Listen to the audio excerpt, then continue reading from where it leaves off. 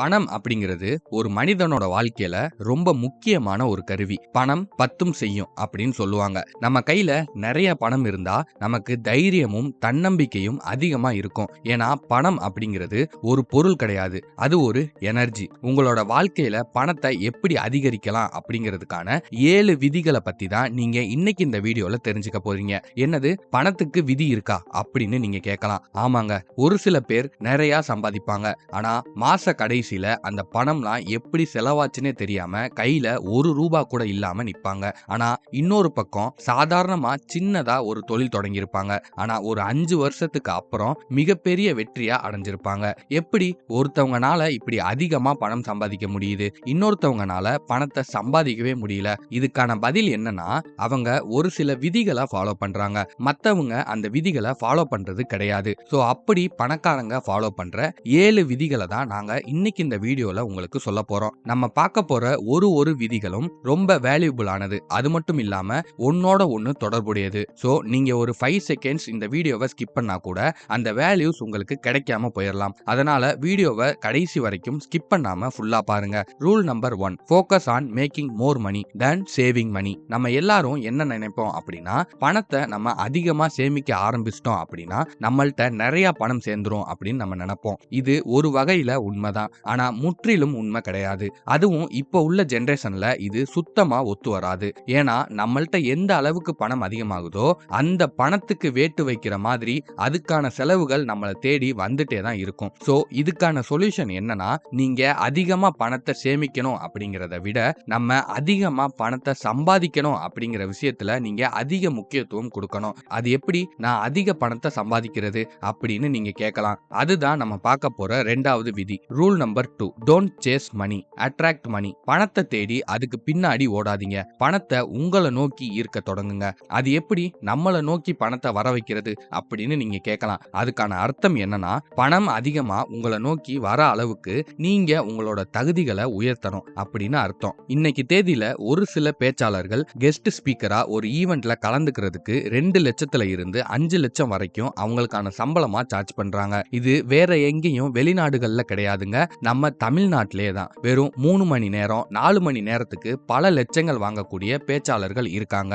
இதுக்கான காரணம் என்னன்னா, அவங்க தங்களையே ஒரு பர்சனல் பிராண்டா கிரியேட் பண்ணி வச்சிருப்பாங்க. அவங்களோட பேரை கேட்டாலே ஆடியன்ஸ் இவங்க ஸ்பீச்சா நல்லா இருக்குமே அப்படின்னு சொல்ற அளவுக்கு அவங்களுக்கு இன்ஃப்ளூயன்ஸ் இருக்கும். அதனாலேயே அவங்கள நிறைய மீட்டிங்ல பேச கூப்பிடுவாங்க. இந்த தனித்திறமையை அவங்க வளர்த்துக்கிட்டதுனால அவங்களோட வேல்யூஸ் எல்லா இடத்துலயும் அதிகமா இருக்கும். அண்ட் இப்படி அவங்க வேல்யூஸ் அதிகமா இருக்கிறதுனால அவங்க அதிகமா சார்ஜ் பண்றாங்க. இது மட்டும் இல்லாம நீங்க 60,000 ரூபாய்க்கும் ஒரு டூ வீலரை வாங்க முடியும், அதே 6 லட்சம் ரூபாய்க்கும் உங்களால ஒரு டூ வீலரை வாங்க முடியும். இவ்வளவு ஏன் 20 லட்சத்துக்கு மேல கூட டூ வீலர் நிறைய இருக்கு. ஆனா ஏன் இவ்வளவு விலை அப்படின்னா, அவங்க அவங்களோட பைக்ஸ்ல அதிக வேல்யூஸை ப்ரொவைட் பண்றாங்க. மத்த சாதாரண பைக்ஸ்ல இல்லாத நிறைய ஃபியூச்சர்ஸ் தங்களோட பைக்ல இருக்கிறதா அவங்க வெளிப்படையா காட்டுறாங்க.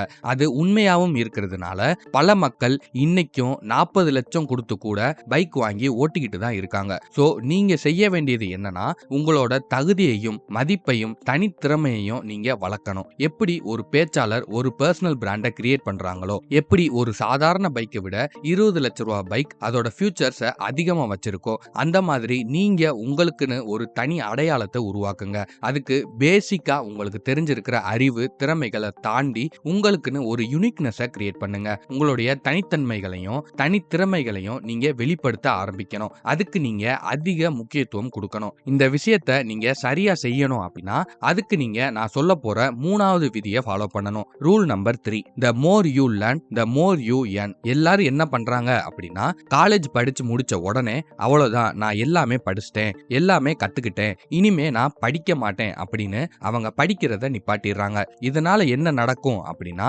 எல்லாமே அவங்க லேர்ன் பண்ணிட்டாங்க அப்படின்னு நினைச்சிட்டு அவங்களுக்கு என்ன தெரியுமோ அதை மட்டும் வச்சு சம்பாதிக்க ஆரம்பிக்கிறாங்க, வாழ்க்கைய ஓட்ட ஆரம்பிக்கிறாங்க. ஆனா உண்மை என்னன்னா, இது மட்டும் நமக்கு போதாது. இன்னைக்கு இன்டர்நெட் அப்படிங்கிற இந்த ஒரு சக்தி வாய்ந்த விஷயத்தை வச்சு உங்களால எக்கச்சக்கமான நாலேஜ எக்கச்சக்கமான திறமைகளை வளர்த்தெடுக்க முடியும். இவ்வளவு ஏன் இந்த வீடியோ மூலமா கூட நீங்க ஒரு சில விஷயத்தை லேர்ன் பண்ணிக்கிட்டு தான் இருக்கீங்க. ஆனா நீங்க எதை கத்துக்கணும் அப்படிங்கிறத தெரிஞ்சுக்கிட்டு அதை பத்தி நீங்க தேடி தெரிஞ்சுக்கிட்டாதான் கத்துக்கிட்டாதான் உங்களோட தகுதிகளை நீங்க வளர்த்தெடுக்க முடியும். சரி, அதை எப்படி நம்ம கத்துக்கிறது அப்படின்னு நீங்க கேட்கலாம். அதுக்கு நான் இப்போ சொல்ல போற விஷயத்த கவனமா கேட்டுட்டு அதை ஒரு 1 மந்த் ஃபாலோ பண்ணி பாருங்க.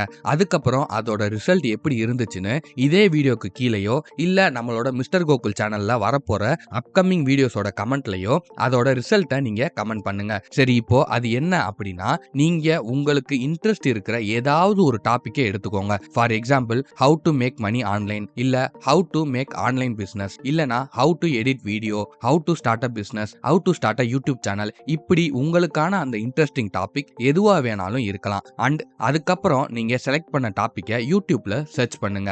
அதுக்கான ரிசல்ட்டா உங்களுக்கு எக்கச்சக்கமான வீடியோஸ் வரும். அத்தனை வீடியோவையும் உட்கார்ந்து பொறுமையா பாருங்க. ஒரு தேடலோட நீங்க என்னைக்கு இன்டர்நெட் முன்னாடி உட்கார்ந்து தேடி அதுல இருக்க கண்டென்ட்டை பொறுமையா கன்சியூம் பண்ணி அதை தெரிஞ்சுக்கிட்டு அதோட நிக்காம அதை எப்போ நீங்க பிராக்டிஸ் பண்றீங்களோ, இதுதான் இங்க ரொம்ப முக்கியம். நீங்க ஒரு விஷயத்தை கத்துக்கிறத விட அதை எப்போ நீங்க பிராக்டிஸ் பண்றீங்களோ அப்பதான் உங்களுக்கான முழு எக்ஸ்பீரியன்ஸ் அதுல இருந்து கிடைக்கும். வெறுமனே கத்துக்கிறதும் தெரிஞ்சுக்கிறதும் மட்டும் உங்களுக்கு அந்த அனுபவங்களை கொடுக்காது. நீங்க பிராக்டிஸ் பண்ணும்போது உங்களுக்கு கிடைக்கிற அனுபவம் அப்படிங்கிற அந்த நாலேஜ் தான் ரியல் எஜுகேஷன். அப்போதான் நீங்க ஒரு விஷயத்தை முழுசா லேர்ன் பண்ணிருக்கீங்கன்னு அர்த்தம். இந்த மாதிரி நீங்க எவ்வளவு அதிகமா லேர்ன் பண்றீங்களோ அப்பதான் உங்களுடைய தகுதியையும் தனித்திறமையையும் பல மடங்கு உங்களால அதிகரிக்க முடியும். அண்ட் அதோட உங்களுடைய வருமானமும் பல மடங்கு அதிகரிக்கும். நீங்க எந்த துறையில இருந்தாலும் சரி, இந்த மாதிரி இன்டர்நெட்டை பயன்படுத்தி ஃப்ரீயா உங்களால உங்களுடைய திறமைகளை வளர்த்தெடுக்க முடியும். சோ சர்ச் பண்ணி கத்துக்க ஆரம்பிங்க. ஜஸ்ட் 1 மாசம் செஞ்சு பாருங்க.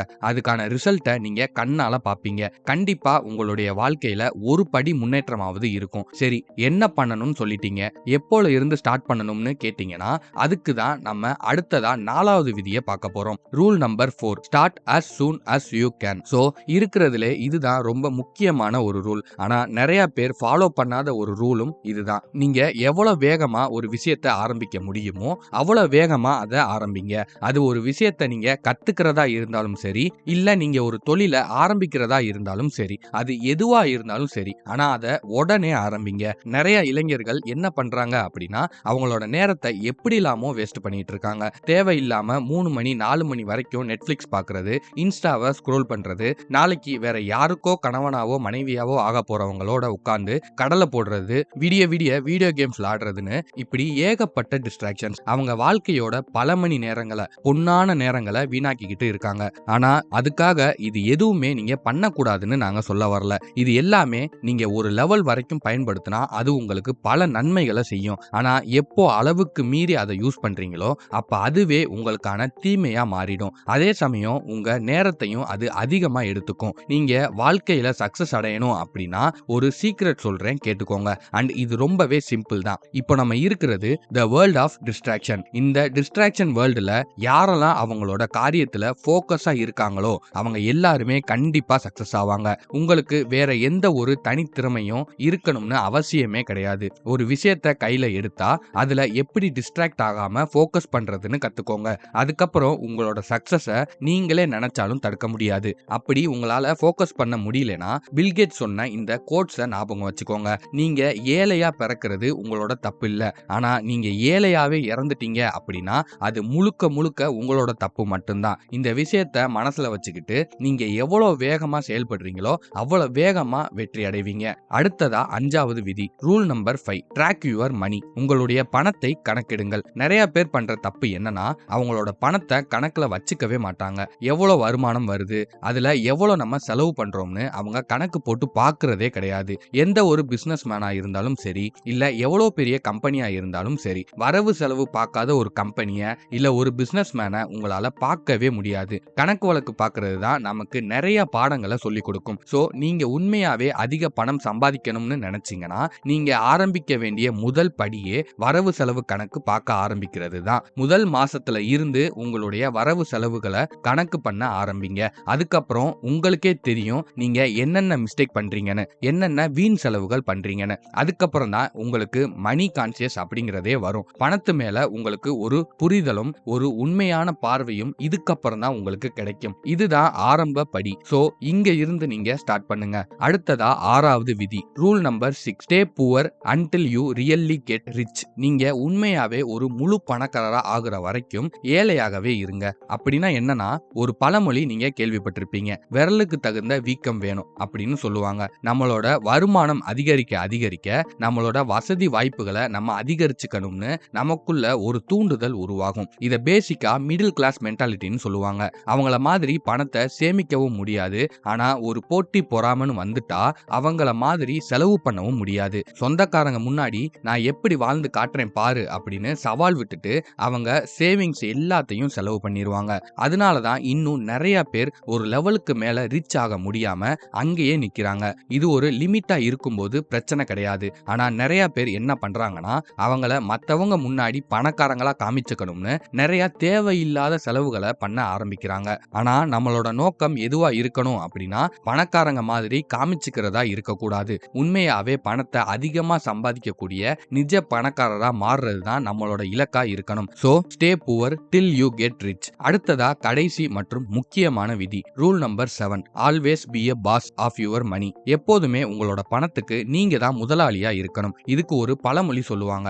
என்னன்னா பணம் அப்படிங்கிறது ஒரு நல்ல சிறந்த வேலைக்காரன், ஆனா ரொம்ப மோசமான ஒரு முதலாளி அப்படின்னு. இதுக்கான அர்த்தம் என்னன்னா பணம் உங்களை ஆட்டி வைக்க ஆரம்பிச்சிருச்சு அப்படின்னா அது ரொம்பவே கஷ்டம். அதுக்கு முதல்ல நீங்க உங்களோட பணத்தை நீங்க கண்ட்ரோல் பண்ணணும். நீங்க என்ன சொல்றீங்களோ அதை தான் உங்களோட பணம் கேட்கணும். இன்னைக்கு நிறைய பேர் என்ன பண்றாங்கன்னா அவங்களோட அவசர புத்தினாலேயோ இல்ல அவங்களோட தேவைகளை கொஞ்ச நாள் கட்டுப்படுத்த முடியாத அந்த ஒரு குணத்தின் காரணமாவோ இன்னைக்கு நிறைய பேர் இஎம்ஐ, கிரெடிட் கார்டு, பர்சனல் லோன்னு போய் பெரிய டிராப்ல சிக்கிக்கிறாங்க. இதுக்கப்புறம் என்ன நடக்குது அப்படின்னா அவங்க வாங்கின அந்த கடனுக்காகவும் இஎம்ஐக்காகவும் இன்னும் அதிக பணம் சம்பாதிச்சே ஆகணும் அப்படிங்கிற கட்டாயத்துக்கு உள்ளாகுறாங்க. இந்த மாதிரி கட்டாயத்துக்காக பணம் சம்பாதிக்க ஆரம்பிக்கிறாங்களே தவிர உண்மையிலே அவங்களோட வாழ்க்கையை முன்னேற்றணும் அப்படிங்கிறதுக்காக பணம் சம்பாதிக்கிறது இல்ல. சோ பணம் சம்பாதிக்கிறது அப்படின்னா என்னன்னா உங்களுடைய வாழ்க்கையையும் உங்களுடைய குடும்பத்தையும் உங்களை சுத்தி இருக்கிறவங்களையும் மேன்மையாக வச்சிருக்கிறது தானே தவிர நீங்க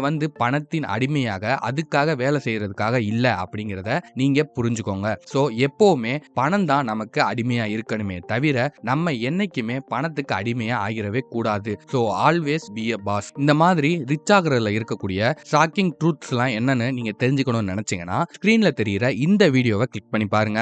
நான் உங்களை அங்கே பார்க்கறேன்.